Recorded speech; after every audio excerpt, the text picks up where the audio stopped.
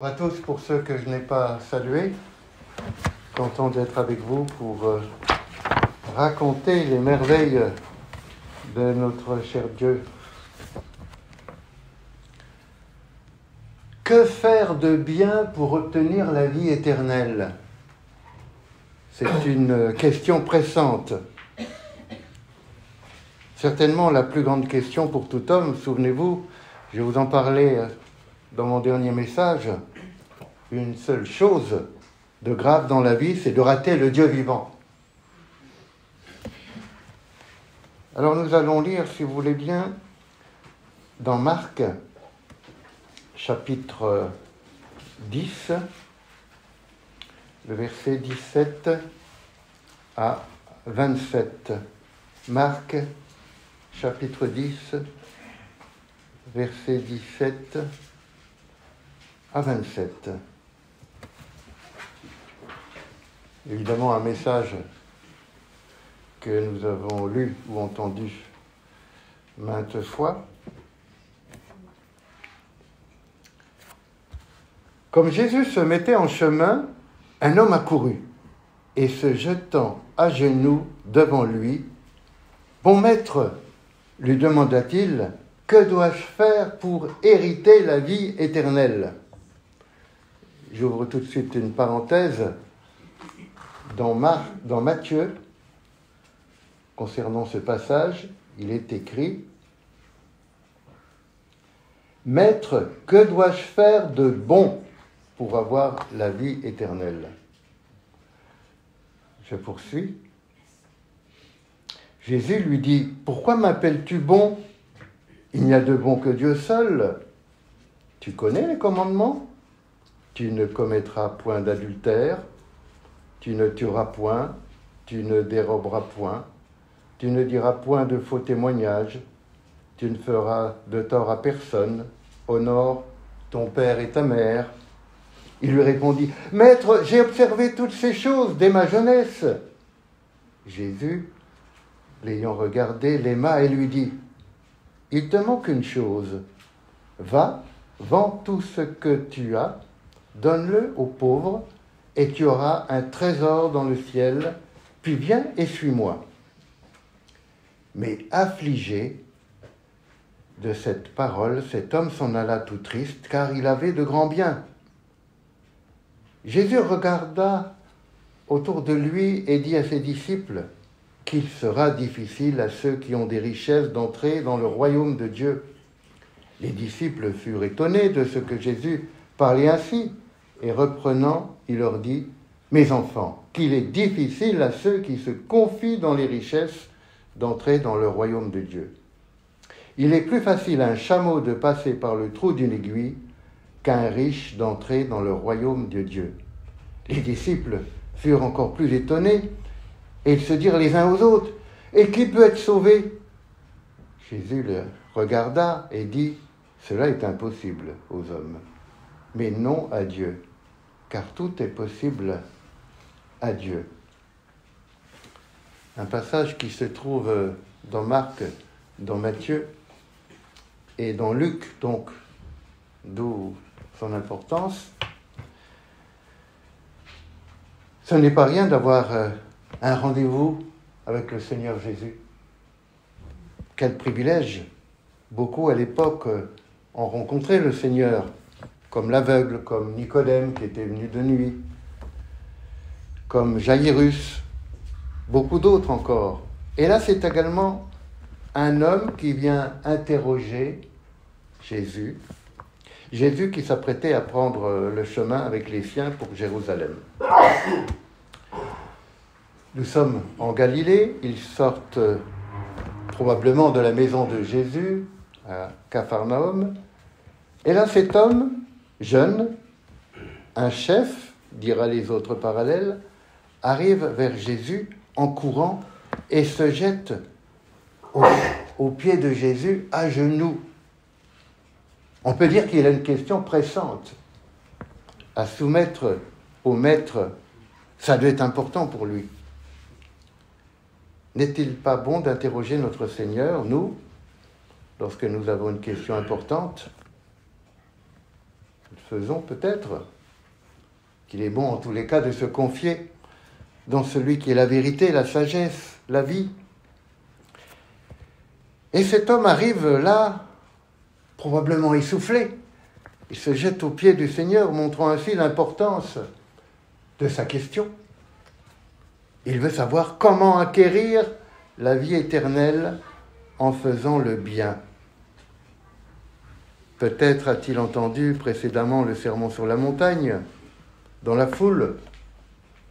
Heureux les pauvres en esprit, car le royaume des cieux est pour eux. Mince. Cet homme est riche avec de grands biens. Probablement il est troublé. Et lui qui compte sur son bon comportement pour recevoir le royaume, si je suis riche, c'est que Dieu m'a béni, non?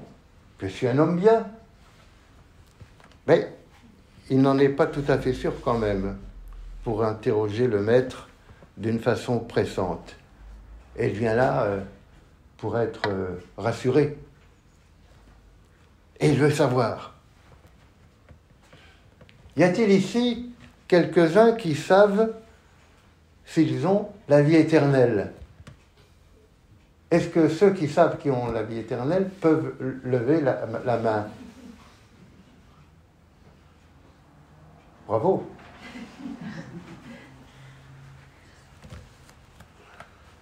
Jean chapitre 5, verset 13 nous dit « Je vous écris ces choses afin que vous sachiez que vous avez la vie éternelle, vous qui croyez au nom du Fils de Dieu. »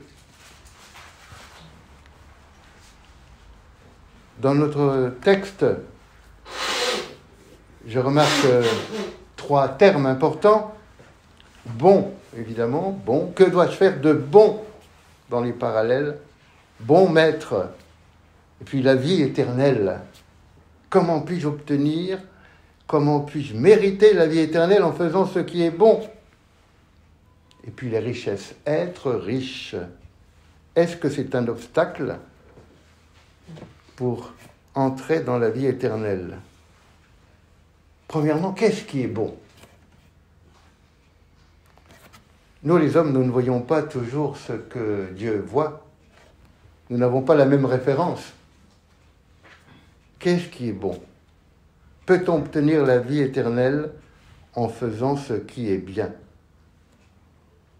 En pratiquant les bonnes œuvres? Puis-je hériter la vie éternelle? C'est le problème, sans doute, de l'Église de Rome. Le Seigneur aurait pu répondre « Crois en moi, mets ta confiance en moi, en mes paroles, pour être sauvé. » Mais cet homme se considère bon. Il n'a pas l'impression de vouloir être sauvé. Sauvé de quoi? Je fais les choses bien dès ma jeunesse. Alors le Seigneur lui répond avec sagesse pour le mettre en difficulté sur sa façon de voir les choses, sur les bonnes œuvres, les commandements, la loi. Et cet homme répond, j'ai observé toutes ces choses depuis ma jeunesse. Il se croit donc bon, sans être complètement sûr quand même. Il y a quelque chose qui coince dans son fort intérieur. Heureux les pauvres. Qui peut remplir les commandements de Dieu dans les actes, dans le cœur, dans l'esprit de la loi? Qui? Personne. Sinon l'homme Jésus. Ce que l'homme appelle bon n'est pas forcément bon pour Dieu. Et c'est bien son problème. D'ailleurs, Jésus l'affirme, il n'y a de bon que Dieu seul. Pour l'homme, 16 sur 20, c'est bien, hein? C'est une bonne note. Il y a des étudiants ici. 19 sur 20, c'est très très bien, hein? En fin d'année, université, c'est la réussite, les honneurs. Mais pour notre Dieu, une œuvre à 19 sur 20, c'est une horreur quelque part. Pour nous, 19,999, c'est excellent. C'est la perfection. Mais pour notre Dieu, c'est raté. Notre Dieu regarde le cheveu qui manque, le iota d'erreur. C'est le microbe qui contamine toute la pâte. Est-ce que j'exagère ? Est-ce qu'on peut entendre ce que dit Jacques 2, verset 10 ? Jacques 2, verset 10 nous dit que si quelqu'un observe toutes les lois et qui pêche contre un seul commandement, il devient coupable de tout. Mais si quelqu'un observe toute la loi, tous les commandements, et s'il pêche contre un seul, alors il devient coupable de tous. Donc, si on réussit tout, et que tu te mettes en colère, injustement peut-être, tu mérites la GN. Réussir dans les actes, c'est déjà énorme, voire impossible. Mais réussir dans son cœur, c'est le problème d'ailleurs des Juifs pharisiens. Les actes extérieurs, mais dans l'esprit éloigné de Dieu. Je n'ai commis aucun adultère, je suis fidèle à mon épouse. Le Seigneur Jésus répond, si dans ton cœur tu regardes une femme simplement pour la convoiter, tu as déjà commis l'adultère dans ton cœur. Mince. Qu'est-ce qui est bon ? Romains 3 nous montre qu'il n'y a rien de bon dans le cœur de l'homme. Aucun ne fait le bien, pas un seul. Remplir les commandements de Dieu,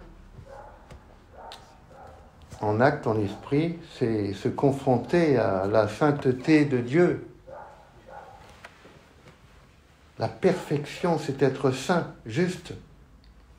Et Jésus a prévenu cet homme, la bonté ne réside qu'en Dieu. Et tout ce qui n'est pas saint, tout ce qui est humain, pour notre Dieu, c'est souillé. L'homme est tombé dans la chute, on le sait. Et Paul dira en Romains 5 que la loi, les commandements sont intervenus pour que le péché abonde, pour montrer la culpabilité de l'homme. Il dira, Paul, en chapitre 7, verset 18, « Je le sais, tout ce qui est bon n'habite pas en moi, dans ma chair. » Et je fais observer que Paul est sauvé quand il écrit ça. Je ne veux pas vous décevoir, frères et sœurs, mais il n'y a rien de bon en moi, ni en vous, je suis désolé. Et cet homme se croit bon quand même. J'ai observé toutes ces choses. Quelle prétention, Mais le Seigneur l'aima parce que déjà il cherche la vie éternelle, ce qui est pas mal, et ensuite il s'efforce de la chercher, mais pas avec le bon moyen. C'est pourquoi Jésus le confronte à l'esprit et à la perfection de la loi, et lui dit, il te manque une chose. Va, vends tes richesses et donne-les aux pauvres. Et cet homme se rend compte alors combien il tient à ses biens, combien il se confie en ses richesses, et surtout il se confie dans sa bonne manière de faire. Je fais les choses bien, je suis un homme bon. Vivre et être devant Dieu pour mériter d'être à sa droite, ça n'appartient qu'à Christ, car il n'y a que lui qui ait vendu tous ses biens en rançon sur la croix pour donner aux pauvres la vie éternelle. Le Seigneur veut lui montrer que vouloir obtenir la vie éternelle par ses propres bonnes œuvres, évidemment, c'est impossible. Tous les hommes sont coupables devant la loi. Toutes les bonnes œuvres de la loi accusent les hommes. Parce que quoi que fasse l'homme, il n'y a rien de bon en lui. Et 19,5 sur 20, il est disqualifié. C'est un infirme dans un championnat.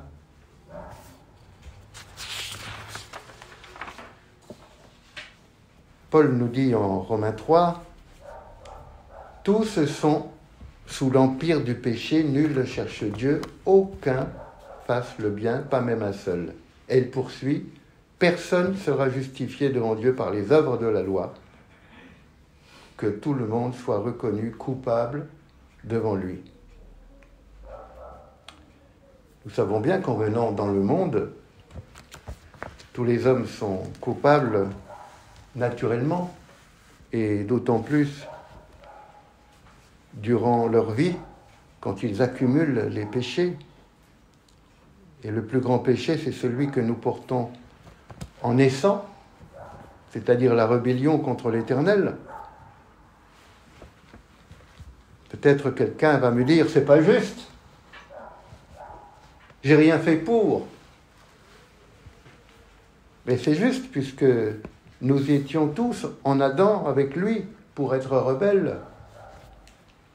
Nous sommes de la même pâte et nous aurions tous fait pareil. Et nous avons raté avec lui, avec Adam. Et le péché originel nous a tous plongés dans la déchéance, dans la bouillasse, disons-le. Et l'homme a aménagé sa vie en relativisant quand même. 16 sur 20, c'est quand même pas mal pour approcher notre Dieu. Avec des artifices. On ne se rend pas compte que nous sommes privés de la gloire de Dieu. Alors on vit avec des compensations, des enjoliveurs, des cadres au mur. J'en ai aussi des cadres au mur. Et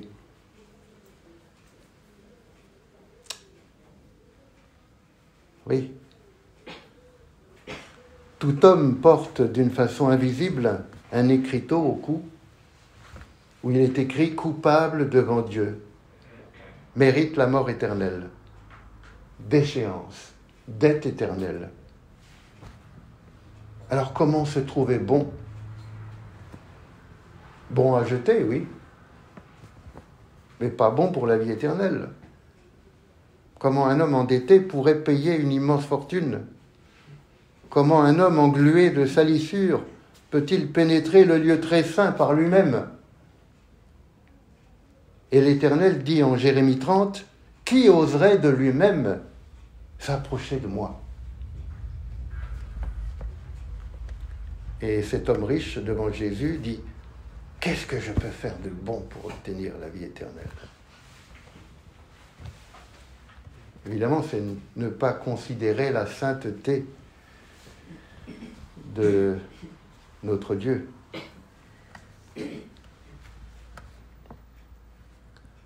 Ce n'est pas considérer la gloire de l'Éternel. C'est pourquoi Jésus dit, c'est plus facile un chameau de passer par le trou d'une aiguille qu'un homme riche, se croyant riche, d'entrer dans le royaume. Les disciples sont étonnés. Alors, qui peut être sauvé ? Qu'est-ce que c'est la vie éternelle ? Cet homme n'a pas idée. Peut-être prolonger une vie heureuse éternellement, sans plus. Et pour nous, qu'est-ce que c'est que la vie éternelle ? La vie éternelle, n'est-ce pas la présence du Dieu vivant de visu ? Sa majesté divine, n'est-ce pas la présence du Dieu glorieux et très saint ? Et cette présence, pour nous, est impossible. C'est comme vouloir approcher le soleil. Exode 3.5, à l'époque de Moïse sur le mont Sinaï, l'Éternel le prévient, « N'approche pas d'ici, ôte tes savates, de tes pieds, car le lieu sur lequel tu te tiens est une terre sainte. Et un peu plus loin, celui qui touchera le bord de la montagne sera, la montagne sainte, mourra.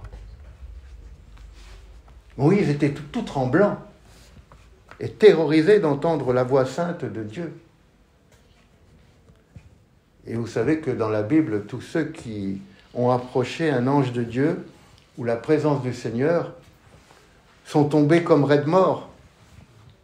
Les prophètes, l'apôtre Jean, Paul, il te manque quelque chose. Qui peut mériter d'approcher l'Éternel et de vivre avec lui? C'est impossible aux hommes. C'est trop cher, c'est trop haut, c'est trop saint, c'est hors de portée. Mais Jésus répond, selon Dieu, c'est possible. La solution de notre Dieu, c'est la croix de son Fils. Bill en a parlé ce matin. Vous le savez, c'est d'accepter la croix par la foi et non de monnayer ses actes. C'est une grâce immense. On ne se rend pas compte toujours. Immense. Et Jésus s'écrie, « Celui qui croit en moi a la vie éternelle. » C'est comme merveilleux. C'est simple. C'est simple, hein? Avant-hier, j'étais dans le métro et il y avait un guitariste qui jouait vraiment bien. Et il y en a qui ont commencé à lui donner des pièces, à raison. Et il passe vers moi et je lui tends un Nouveau Testament, la Bible. Il regarde comme ça, dans un premier temps suspect. Je lui dis la vie éternelle. Et il l'a pris avec le sourire et il est parti avec joie. Et tous ceux qui étaient autour de moi ont entendu. C'est étonnant qu'on ne m'ait pas sauté dessus en disant « Je la veux !» Ben non. Alors, nous parlions de Moïse, et il est écrit en Hébreux 11, 26, que Moïse regarda l'opprobre de Christ comme une richesse plus grande que les trésors de l'Égypte. Lui, Moïse, qui était au départ fils de la fille de Pharaon, il était quand même le petit-fils de Pharaon, c'est pas rien. Mais il voyait d'avance la croix du Seigneur. Et on peut se demander, frères et sœurs, quelle est notre vraie richesse à nous? Paul dira lui-même aussi dans Philippiens 3,7, « Ces choses qui étaient pour moi des gains, tout ce qu'il était, Saul de Tarse, c'était pas rien, c'était un pharisien élevé dans la plus vraie tradition de la loi, il était même romain de naissance. Eh bien, toutes ces choses, je les ai regardées comme une perte à cause de Christ, et je les regarde comme de la boue afin de gagner Christ. » Jésus veut montrer à l'homme riche sa défaillance, sa pauvreté. La confiance dans ses richesses et surtout la façon de se croire bon le disqualifie. En réalité, cet homme est perdu. Il devrait se considérer humblement comme pauvre, candidat à recevoir la grâce de Dieu, au lieu de faire confiance à ses œuvres et à sa richesse. Il n'y a pas d'autre chemin que celui du Seigneur Jésus sur la croix pour être sauvé. Mais faut-il se considérer comme pécheur, perdu, pauvre? Que veut dire être riche? N'est-ce pas se considérer comme une valeur? Avoir l'assurance d'avoir des biens qui mettent à l'abri des besoins. Les besoins de personne. Être pauvre, au contraire, c'est avoir conscience de sa misère. Je n'ai pas de valeur. Je suis dans le besoin. J'ai besoin d'un sauveur. Alors, deuxièmement, être riche. On pourrait résumer ce rendez-vous avec cet homme riche en s'inspirant de la parole de Jésus en Marc 2, verset 17. « Je ne suis pas venu appeler des bons, des bien portants, des justes, des riches. Non, mais je suis venu appeler des malades, des pécheurs, des pauvres. » La richesse matérielle a de grandes chances d'être un frein pour vouloir être sauvé. Mais c'est surtout un cœur riche qui est un frein. Je suis quand même quelqu'un de bien. Pourquoi vouloir être sauvé? Marie, la maman de Jésus, ne s'est pas trompée. Enceinte, elle dit par l'Esprit, en Luc 1, verset 46, « Mon esprit se réjouit en Dieu, mon Sauveur. » Mon Sauveur. Parce qu'il a jeté les yeux sur la bassesse de sa servante. La bassesse de sa servante. Son nom est saint. Il a élevé les humbles, il a renvoyé les riches à vide. Tous les ingrédients sont là. On est loin des bonnes œuvres méritantes. Et quelque part, Jésus renvoie ce riche-là qui est à genoux devant lui. Un cœur contrit, se sentant perdu, ayant besoin d'un sauveur. Quand un homme se reconnaît coupable devant Dieu, qu'il vient de lui demander pardon et adhère au sang de la croix pour être sauvé, il ne vient pas avec des richesses, mais avec sa pauvreté. Il vient avec de la ruine, avec une dette, avec un sac qu'il dépose à la croix. Apocalypse 3, verset 15, notre Seigneur met en garde ceux dans les églises qui pourraient se considérer quand même quelque chose par eux-mêmes, qui auraient des prétentions. Jésus dit, « Je connais tes œuvres. Tu dis, je suis riche. Je me suis enrichi. Je te vomirai de ma bouche parce que tu ne sais pas que tu es malheureux, aveugle et nu.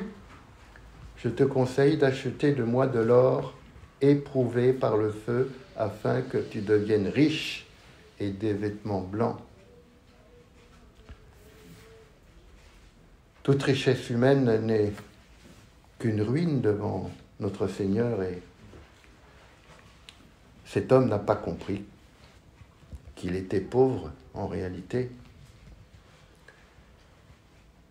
Le jour de la conversion d'un homme, il n'y a qu'une richesse, non pas à donner, mais à recevoir, celle de la croix. Obtenir la vie éternelle, évidemment, c'est d'accepter dans la pauvreté de recevoir la richesse de Christ par la foi. Il n'y a pas d'autre chemin. Est-ce qu'on peut entendre 2 Corinthiens 8, verset 9, Joseph? Vous connaissez la grâce du Seigneur Jésus-Christ, qui pour vous s'est fait pauvre, de riche qu'il était, afin que par sa pauvreté vous soyez enrichis. Merci. Une autre traduction. Car vous connaissez la faveur imméritée de notre Seigneur Jésus-Christ. Bien qu'il était riche, il est devenu pauvre pour vous, pour que vous deveniez riches par sa pauvreté. Et oui, Christ est devenu si pauvre pour toi, afin de t'enrichir. Un verset extrêmement touchant de la bonté de Jésus. pour ne pas dire de son grand amour. Nous sommes là dans les sommets de l'Évangile. C'est à pleurer de joie de savoir que par notre pauvreté, Christ s'est ruiné sur le bois infâme pour te donner sa richesse. Il a tout vendu pour toi, dans de grands cris. Et nous maintenant qui avons la vie éternelle, quelle est notre richesse lorsque nous nous levons le matin, lorsque nous sommes dans la cuisine ou au bureau, dans la rue, dans le monde, dans notre famille? Quand le Père te regarde, que voit-il d'abord? Il voit son Fils, car tu es recouvert de Christ et de son héritage. Son héritage qui te donne, par exemple, accès au Père. Rendez-vous compte?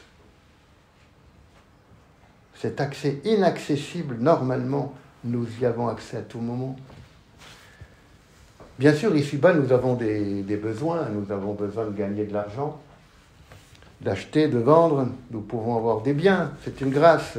Ce n'est pas une interdiction.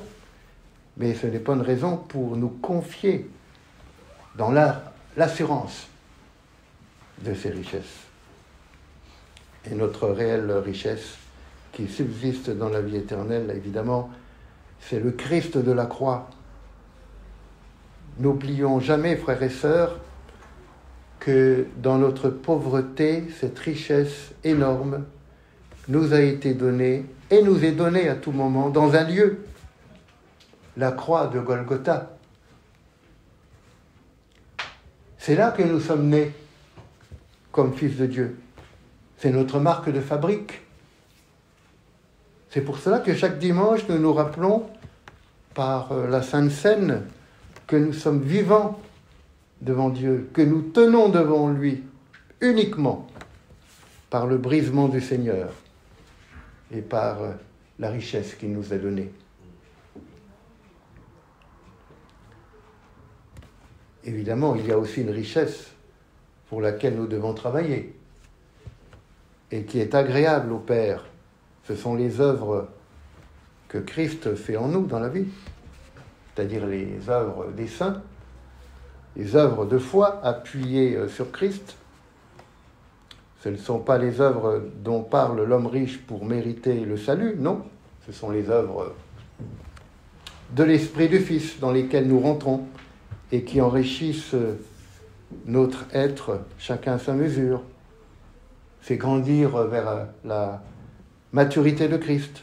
Ce sont les fruits, c'est le service dans l'Église, l'amitié fraternelle, le témoignage, l'annonce de l'Évangile.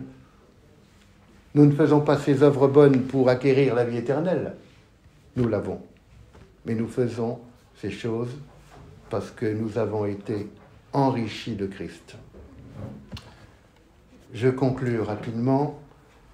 Qu'est-ce que nous pouvons dire? Nous l'avons compris, cet homme riche ne peut rien présenter de bon pour obtenir la vie éternelle, ni aucun homme par ses propres œuvres, par aucun commandement, même s'il transporte des montagnes. La richesse de l'homme n'est qu'une ruine. La sainteté et la gloire de Dieu sont trop précieuses, trop hautes, trop inaccessibles. Et seul le Fils a tout accompli parfaitement. Et lui seul est plein de bonté, plein d'amour, au point d'avoir tout vendu pour toi. Mais ce qui est impossible à l'homme est toutefois possible selon Dieu. Et le royaume est pour les pauvres en esprit, pour ceux qui se considèrent pécheurs, perdus, qui demandent la vie grâce à la croix de Jésus. Et la vraie richesse, c'est d'être évidemment enrichi par la croix. C'est là que pour toi le Fils s'est appauvri pour te donner sa richesse. Tu es né là et Christ t'a emmené dans la présence du Père, dans ses bras, dans son intimité. C'est énorme. Et il t'a emmené là pour de bonnes œuvres. Je termine par ce verset de Colossiens 1, versets 26-27. Paul nous dit « C'est un secret caché depuis longtemps, mais que Dieu a révélé maintenant à ses élus la glorieuse richesse de ce mystère, Christ en vous. » Soyez bénis, frères et sœurs. Amen. Amen.